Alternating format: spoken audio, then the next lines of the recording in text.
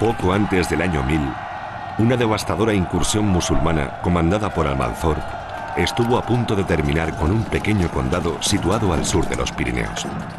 Era el Condado de Aragón, núcleo primitivo del que habría de ser un gran reino.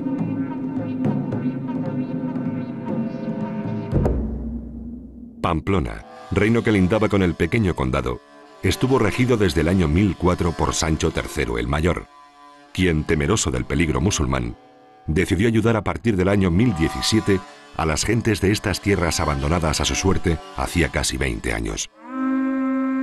Para ello, hizo construir una línea de castillos que protegieran los accesos a los valles prepirenaicos donde se encontraba su reino junto a este pequeño condado.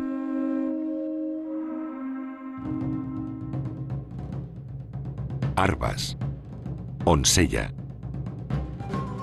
Valle a valle, toda la frontera pamplonesa fue reconstruida hasta llegar al Valle del Gállego, donde, según consta en documento de 1033, se habla del castillo de Loarre. Castillo que nació para ser una de las fortalezas reales más bellas y señeras de su tiempo. Se encomendó esta construcción a los arquitectos más reputados de Occidente, los maestros lombardos. Se le solicitó un castillo de grandes dimensiones, y tan es así que obliga a pensar que sus monarcas lo eligieron como su morada predilecta. Frente al resto de los castillos, provistos esencialmente de torre y muralla, en Loarre se levantó un considerable recinto compuesto al menos por 2 torres, una capilla, un patio de armas, una cocina y un cuartel, y además una torre fuera del recinto o albarrana que podía quedar completamente aislada en caso de peligro.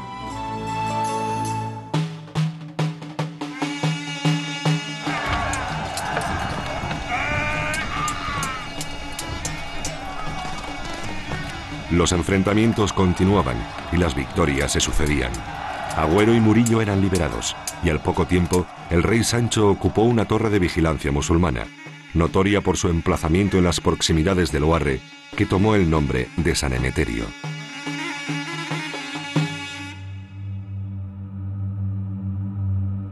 Pero en octubre de 1035 murió Sancho el Mayor, legando a su hijo Gonzalo este castillo y nombrándolo entonces rey de los territorios orientales de Sobrarbe y Ribagorza. Poco disfrutó el rey Gonzalo de Loarre, pues en 1044 fue asesinado en Sobrarbe, probablemente a manos de sus súbditos. Su hermano Ramiro heredó el castillo junto con los bienes de Gonzalo, constituyendo el reino de Aragón, Sobrarbe y Ribagorza. Así, Loarre ya nunca más se separó de los destinos de este reino, que comenzaba su andadura bajo el mando de su primer rey, Ramiro I.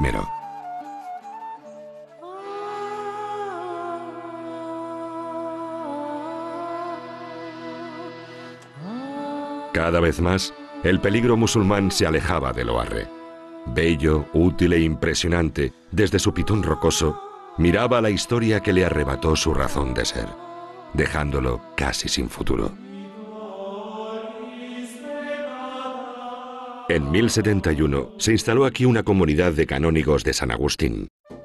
Construyeron la espectacular iglesia de San Pedro, bajo la que se ubica la escalera de acceso más aparatosa y singular del arte románico, que ascendiendo entre criptas supo salvar la escarpada orografía de su empinada pendiente.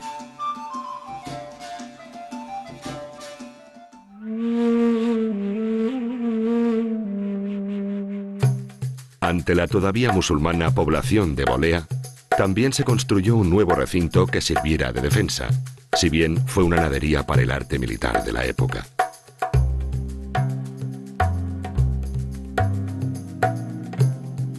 Loarre, como todo el núcleo fundacional de Aragón, estaba cada vez más alejado del futuro del reino, ocupado en conquistar las ciudades de Huesca y Zaragoza. Los canónigos también se marcharon, y allí quedaron solo las gentes del país, habitando un pequeño pueblo a los pies del castillo. A fines del siglo XIII, con el fin de protegerse de maleantes y señores de la guerra, construyeron la singular muralla que lo rodea.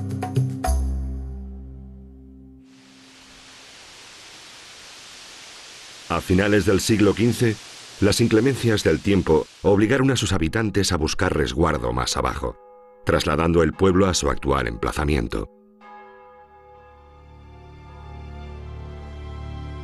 El castillo se quedó solo, abandonado, habitado únicamente por su Virgen, que era visitada esporádicamente por las romerías con las que una cofradía le obsequiaba.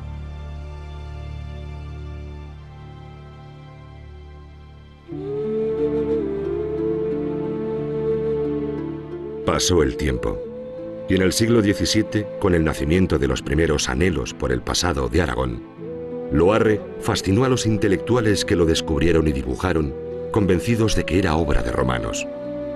Cuando el erudito viajero Carlos Soler y Arqués contempló el castillo poco antes de 1878, seguramente hubo de creer que iba a ser uno de sus últimos visitantes, a juzgar por el impresionado relato que hizo de su penoso estado. Los viejísimos muros se desploman. Las bóvedas desaparecieron y los arcos que las sostenían van cayendo mutilados. Las elegantes ventanas de estancias que ya no existen solo destacan en el aire.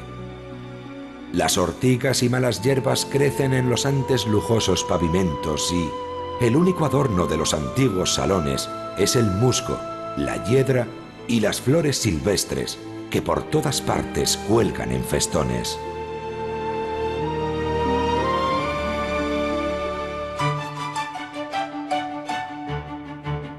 Pero los intelectuales del siglo XX supieron reaccionar a tiempo para que Loarre se salvara de tanta desidia.